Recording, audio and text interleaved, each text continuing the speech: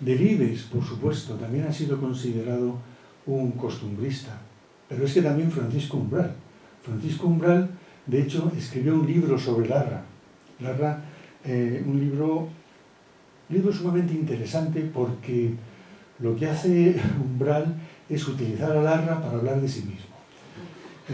No ya solo que vengo a hablar de mi libro, sino que me sirvo de Larra y identifica a Larra con el dandy.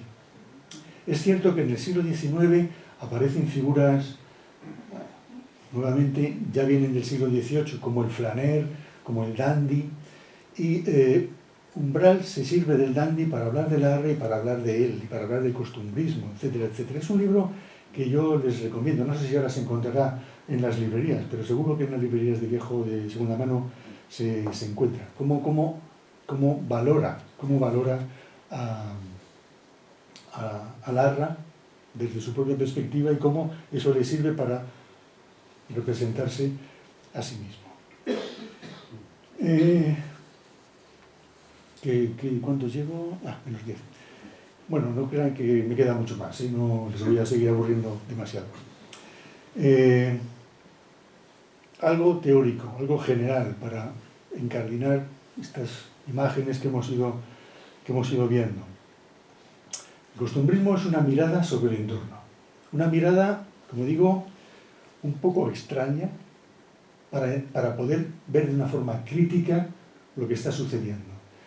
El costumbrismo sería la literatura, o la estética, mejor dicho, para no centrarlo solo en la literatura, la estética de lo que pasa entre nosotros, de lo que sucede alrededor. Es una literatura, sobre todo también atenta a la moral. No son moralistas, como sí lo son los escritores del siglo XVII, como lo es, por ejemplo, Zavaleta o Francisco de Santos. No son moralistas, pero sí atienden a la moral porque la entienden como costumbre y ven cómo van cambiando la moral, cómo van cambiando las costumbres de los individuos. Entonces, por eso, muchas veces ellos se tienden por moralistas, porque miran la moral, pero no porque ellos lancen un mensaje moral, que es lo que sí hacen los escritores del siglo XVII. Utilizan las costumbres para lanzar un mensaje moral. Por eso yo creo que el costumbrismo no empieza en el siglo XVII.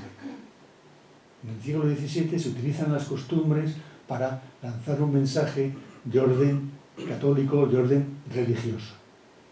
Y eso no tiene que ver con esta literatura que atiende a las costumbres en sí mismas, para hablar de la sociedad, de cómo va cambiando la sociedad. El costumbrismo se da en todo, se da en literatura, se da en pintura, se da en escultura, se da en el cine, cuando ya llega al cine. El costumbrismo es además un género tan denostado como útil. A mí cuando alguien dice, no, es algo costumbrista, yo creo que se está, al despreciarlo, creo que se está confundiendo, porque tiene mucha más valor, tiene mucha más información que muchas otras obras que se valoran porque aparentemente no son costumbristas. Y no sé, si porque son costumbristas, por ejemplo, vamos a despreciar todo el cine español de los años 50, de los años 60, de los años 70, de los años 80, me parece que cometeríamos un gran error. O si por costumbrista dejáramos de lado a Solana, pues creo que estaríamos cometiendo un gran error. O Alonso de Santos, el dramaturgo, creo que estaríamos cometiendo un error. A fin de cuentas, toda esta literatura o toda esta manera de ver la realidad, lo que está pasando entre nosotros, es una forma de mostrar la historia viva, porque es literatura de ahora, de hoy. De hecho, Mesonero Romanos, cuando teoriza sobre lo que es el costumbrismo, introduce como elemento determinante la prensa.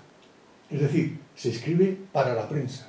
Se escribe hoy para ser publicado mañana.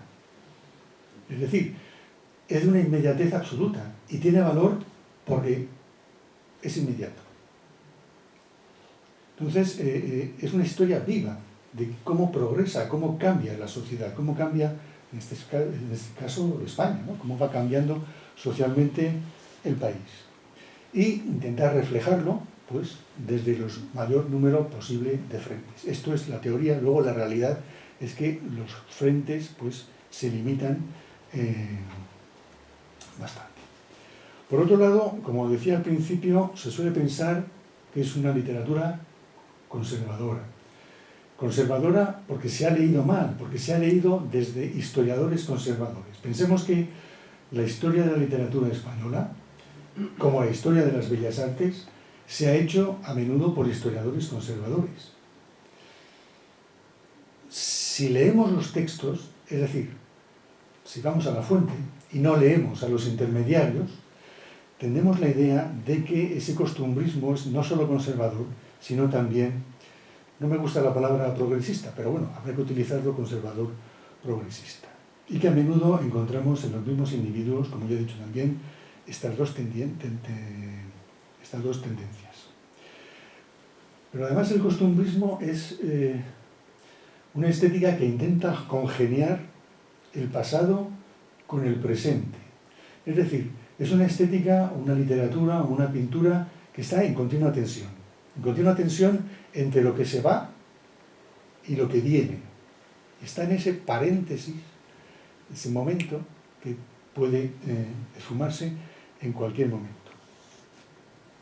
Está además, y esto es algo esencial ya a partir del siglo XVIII, está debatiendo entre la ciudad y el campo, por las razones que ya he explicado.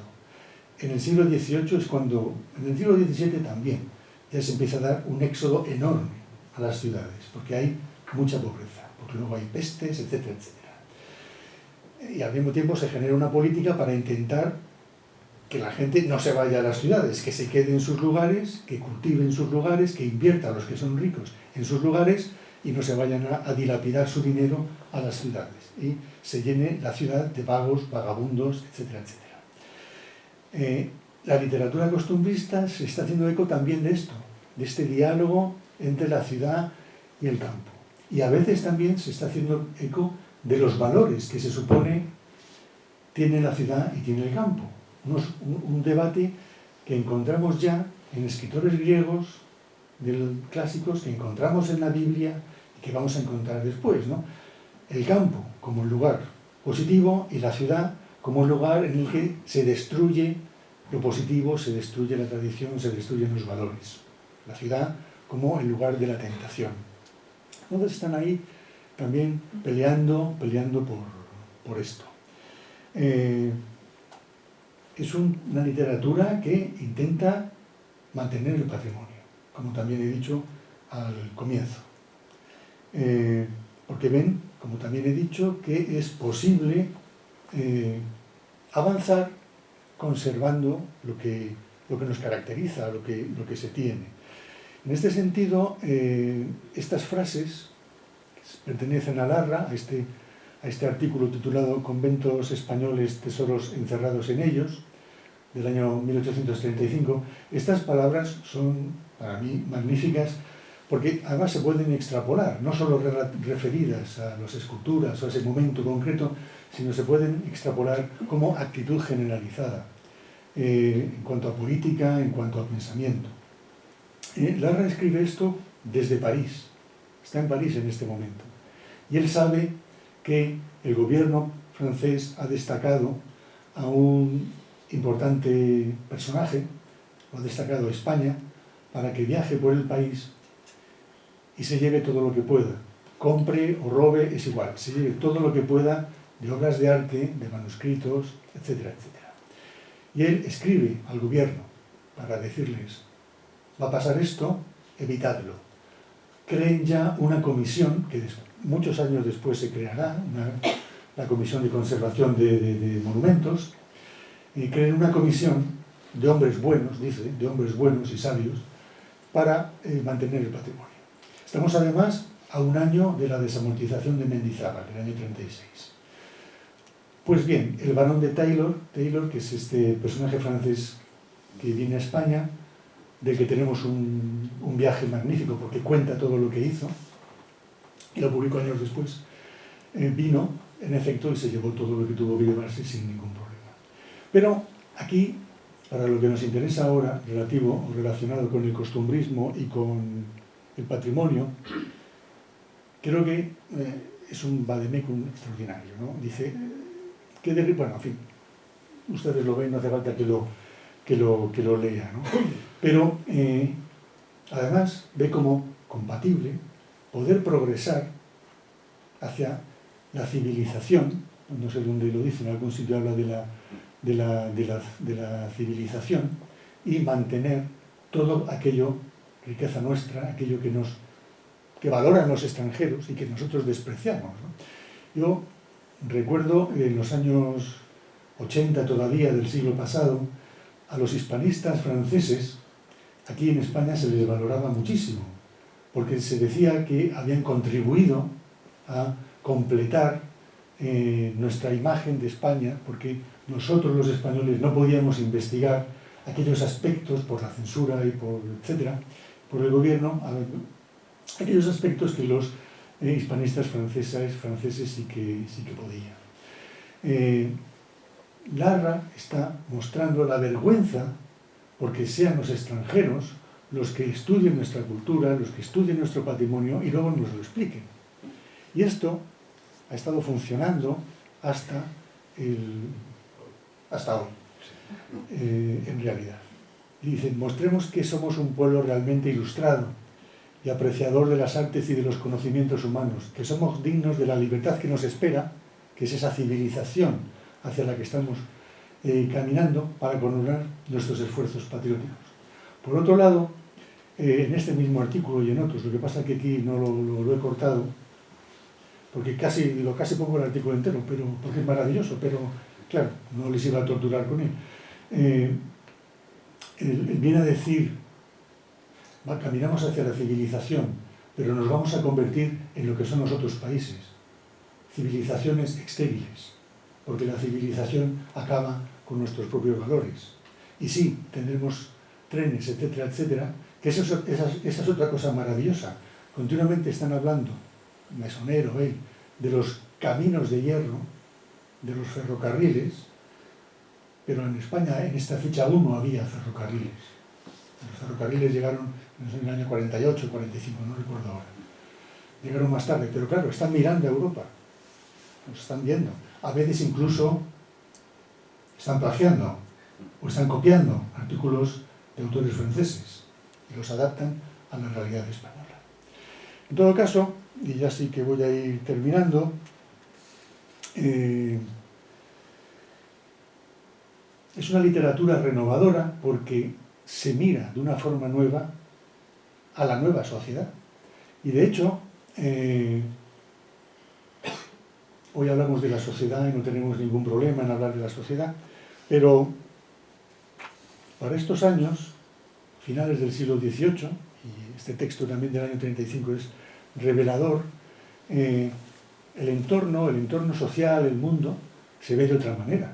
Y se crea, como dice aquí Toribio Núñez, un escritor liberal, tuvo bastante importancia en su momento, cuenta que la sociedad es un personaje nuevo. Que ya somos... ¿Y por qué somos un personaje nuevo? Porque somos ciudadanos. El concepto de ciudadano aparece en el siglo XVIII, no con la Revolución Francesa, como se repite una y otra vez. Aparece antes. Encontramos ya textos en la década de los 60 que ya hablan del ciudadano. Encontramos a Feijóo hablando en los años 30 del ciudadano como individuo que tiene un contrato social. Rousseau habla del contrato social, Feijóo lo hace antes.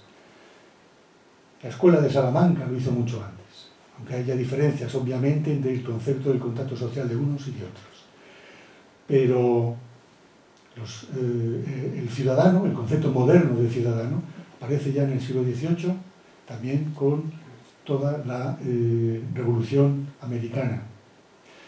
Ese individuo que tiene derechos, que tiene obligaciones, que ha hecho un contrato con su Estado, con su gobierno, con un contrato virtual, vamos a decir así, y aquí ya es un nuevo porque tenemos una constitución. Hemos tenido la constitución del 12, hemos tenido otras después y vendrán otras. Entonces, no es el individuo del siglo XVII regido por su moral católica, sino que es un individuo que puede ser creyente o no, igual que en otros momentos, pero que sobre todo lo que lo determina es este contrato social. Y esto devenga en un personaje nuevo, que es la sociedad. Y sobre esa nueva sociedad es sobre la que está operando la estética costumbrista, para intentar explicarla, para intentar explicar a este nuevo hombre, que ya no es un súbdito, aunque sea bajo una monarquía, es más un ciudadano. Estamos ahí en ese mundo nuevo. Bueno, y nada más. Muchas gracias por su atención.